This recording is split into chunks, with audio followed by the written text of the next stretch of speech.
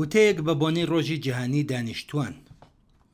ڕۆژی جیهانی دانیشتوان کە ساڵانە لە ڕۆژی 11 ژوورێدا بەڕێوە دەچێت دەرفەتێکە بۆ ئاوردانەوە لە بابەتەکانی پەیوەست بە زیادبوونی ژمارەی دانیشتوان، گەشە سەندنی بەردەوام و کوالیتی ژیانی مرۆڤەکان لە سەرانسەری جیهان.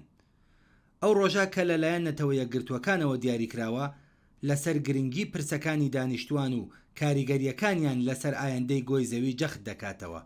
ڕۆژی جیهانی دانیشتوان بۆ یەکەم جار ساڵی 1989 لەلایەن شۆڕای بەرنامەی نەتەوە یەکگرتووەکان بۆ گەشە پێدان واتە UNDP دیاریکرا. ئەو ڕۆژە بە بۆنەی یادکردنەوە لەو ڕۆژە دەستنیشان کرا کە ژمارەی دانیشتوانی جیهان گەیشتە 5 ملیار کەس. ئەمڕۆ کە ژمارەی دانیشتوانی جیهان 8 ملیار کەسی تێپەڕاندووە، گرنگی ئەم ڕۆژە زیاتر لە جاران هەست پێ دەکرێت. زۆرێک لە وڵاتانی تازە پێگەیشت و بە تایبەت لە ئافریقا و ئاسیا ڕوبەڕووی زیادبوونی خێرای دانیشتوان بوونەتەوە. ئەم گەشەکردنە خێرایە دەتوانێت فشارێکی زۆر بخاتە سەر سامانە سروشتیەکان و ژێرخانی ئابووری و خزمەتگوزاریە گشتیەکان. لە بەرامبەردا زۆرێک لە وڵاتانی پێشکەوت و ڕوبەڕووی دابەزینی ڕێژەی لەدایکبوون و پیربوونی دانیشتوان بوونەتەوە. ئەمەش لە بواری دابینکردنی هێزی کار و سیستمی خانەنشینی و چاوەدێری تەندروستیدا گەلێک ئاڵنگاری دروست دەکات.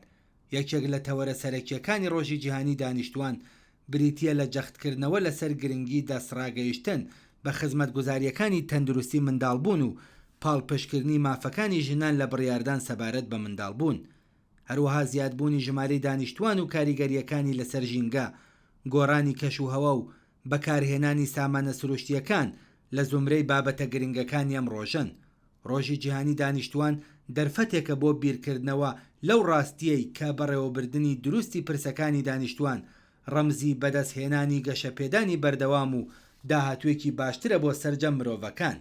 ئەم ڕۆژە وە بیرهێنانەوەی ئەو خاڵە گرنگەیە کە دانیشتوان نەک هەڕەشەیەکە بۆ ئەوەی کەلەی بترسیت و نەسەرچاوەیەکشە کە بتوانرێت بەبێ پلان بەهرەی لێوەربگیرێت، بەڵکو دەرفەتێکە کە بە بەڕێوەبردنێکی ژیرانە دەتوانرێت یارمەتی دەربێت لە خۆشگوزەرانی و بەرەو پێشبردنی کۆمەلگا مرۆییەکان. ساڵانە ڕۆژی جیهانی دانیشتوان بابەتێکی دیاریکراو دەوروژێنێت بۆ ئەوەی سەرنجی جیهانی بۆ لایەنە جیاوازەکانی پرسەکانی دانیشتوان ڕابکێشێت. ئەم ئاراستە بابەتیە یارمەتی دەرە بۆ ئەوەی ساڵانە سەرنج بخرێتە سەر یەکێک لە لایەنە گرنگەکانی ئەم بوارە و ڕێگەچارەی پراکتیکی بخرێتە ڕوو. لابردنی ئاستەنگەکانی بەردەم هاوسەرگیری و ئاسانکاری و بەرەو پێشبردنی پێکهێنانی خێزان و زیادکردنی منداڵ، دابەزاندنی تەمەنی هاوسەرگیری و پاڵپشتکردنی هاوسەرە گەنجەکان و بەهێزکردنیان لە پێناو دابینکردنی خەرجیەکانی ژیان و پەروەردەکردنی نەوەیەکی لێهاتوو کارامە، بردنەسەرەوەی ئاستی هیوا بە ژیان، دابینکردنی تەندروستی و خۆراکی پێویست و تەندروست بۆ دانیشتوان و ڕێگریکردن لە زیانە کۆمەڵایەتیەکان بە تایبەت ئالوودەبوون بە مادە هۆشبەرەکان، ڕوودا و پیسبوونی ژینگە و نەخۆشیەکان، دروستکردنی کەلتوری ڕێزگرتن لە بەساڵاچوان و ڕەخسانی هەلومەرجی پێویست بۆ دڵنیابوون لە تەندروستی و پاراستنیان لە ناو خێزاندا و پێشبینیکردنی میکانیزمی پێویست بۆ سوودوەرگرتن لە ئەزمون و تواناکانی بەساڵاچوان لە بوارە گونجاوەکانی بەهێزکردنی دانیشتوان لە تەمەنی کارکردن لە ڕێگەی دروستکردنی ڕۆشنبیری و چاکسازی، بەهێزکردن و گونجاندنی سیستەمی بارهێنان و پەروەردەی گشتی، ڕەخساندنی هەلی کار، تەکنیکی پیشەیی تایبەتمەند لەگەڵ پێداویستیەکانی کۆمەلگا و بەهرەکانیان و هەروەها حەز و خولیای ئەوان بە مەبەستی پێکهێنانی بواری کاری کاریگەر و بەرهەمدار. دووبارە دابشکردنەوەی فەزایی و جوغرافیایی دانیشتوان بە گوێرەی پوتانسیلی ژیانی وێ ڕایجەختکردنەوە لەسەر دابینکردنی ئاو بە ئامانجی دابشکردنی هاوسەنگی و کەمکردنەوەی فشاری دانیشتوان، بەڕێوەبردن و ئاراستەکردنی پرسی کۆچی ناوخۆیی و دەرەکی هاوئاهەنگ لەگەڵ سیاسەتە گشتیەکانی دانیشتوان بە داڕشتن و جێبەجێکردنی میکانیزم و ڕێکاری گونجاو. ئێران یەکێکە لەو وڵاتانەی کە لە نیو سەدەی ڕابردوودا گۆڕانکاری بەرچاوی لە ڕووی گەشەی دانیشتوانەوە بەخۆیەوە بینیوە. ژمارەی دانیشتوانی ئێران لە نزیکەی 34 ملیۆن کەس لە ساڵی 1976 بۆ نزیکەی 90 ملیۆن کەس لە ئێستادا زیادی کردووە. لەم پەیوەندیەدا کۆماری ئیسلامی ئێران بە بەردەوامی سیاسەتی جۆراوجۆری سەبارەت بە پرسەکانی دانیشتوان گرتووەتە بەر. سیاسەتی دانیشتوان لە ئێران دەتوانرێت بەسەر دوو قۆناغدا دابش بکرێت. قۆناغی یەکەم هاندان بە مەبەستی زیادکردنی دانیشتوان دەیەی 1980 و 1990. لەم قۆناغەدا بەهۆی شەڕی ئێران و عێراق و پێویستی دامینکردنی هێزی مرۆیی سیاسەتەکان بە ئاراستەی هاندانی زیادبوونی دانیشتوان بەکارهێنرێت. کۆمەڵێک بەرنامە بۆ زیادکردنی توانایی منداڵبوون و هاندانی خێزانەکان بۆ ئەوەی منداڵی زیاتریان هەبێت بەڕێوە برا.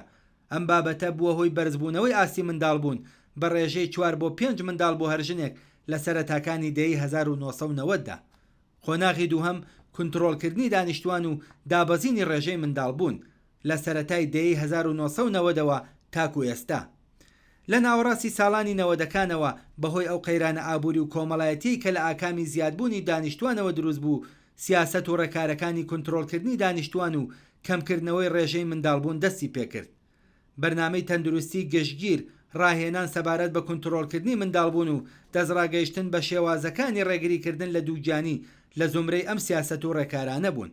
ئەم ڕێوشوێنانە بووەتە هۆی کەمبوونەوەی ئاستی منداڵبوون بە ڕێژەی 0 بۆ 2 منداڵ بۆ هەرژنێک لە ساڵانی ڕابردوودا، بە جۆرێک کە ڕێژەی گەشەی دانیشتوانی ئێران ئێستا گەیشتووەتە کەمتر لە 1%. کەمبوونەوەی ڕێژەی زیادبوونی دانیشتوانی ئێران لە کاتێکدایەکە خامنەیی چەندین جار فەرمانی دەرکردووە کە دەبێ ژمارەی دانیشتوانی ئێران بگاتە 150 ملیۆن کەس، بەڵام وشیاری واقعبینی خەڵک وەهمەکانی خامنەیی تێپەڕ کردووە. سەرەڕای فتووە و فەرمانەکانی خامنەیی ڕەوتی زیادبوونی دانیشتوانی ئێران خاو بۆتەوە. ئەم ڕژیمە بە پێداگری لەسەر درێژەدان بە شەڕی 8 ساڵەی ئێران و عێراق، دەستێوەردان لە پرسە ناوچەیەکان بەرەو پێشبردنی پرۆژەی سەرکێشانی ئەتۆمی و موشکی و خەرجکردنی ملیاردها دۆلار بۆ پەرەپێدان بە دامەزراوە ئاینیەکان، هەموو ئەمانە لەسەر بەستێنی گەندەڵیەکی دارایی دامەزراوەیی چەندین تریلیۆن دۆلار لە سروەت و سامانی خەڵکی ئەم وڵاتە و بەرهەمی ڕەنج و کاری ئەوانی بەفیڕۆداوە. کاری گەیاندووەتە ئاستێک کە ئەمڕۆ زیاتر لە 70% خەڵکی ئێران لە ژێر هێڵی هەژاریدا دەژین. ئەم دۆخەش بۆتە هۆی سەرهەڵدانی دیاردە نائاسایی و زیانە کۆمەڵایەتیەکانی وەک لەشفرۆشی، ئالوودەبوون بە مادە هۆشبەرەکان، گەڕان بە ناو زەبەڵدان، خەوتنی منداڵانی کار لە ناو کارتۆن و خۆکوشتن و هەتت. هەر لەسەر ئەم بەنەمایە و لە درێژەی سیاسەتێکی لەم شێوەیەدایەکە خامنەیی بەردەوام ڕەخنە لە بەرپرسانی خوارەوەی خۆی دەگرێت کە بۆچی شەلگێڕانە سیاسەتی زیادکردنی ڕێژەی دانیشتوان جێبەجێ ناکەن.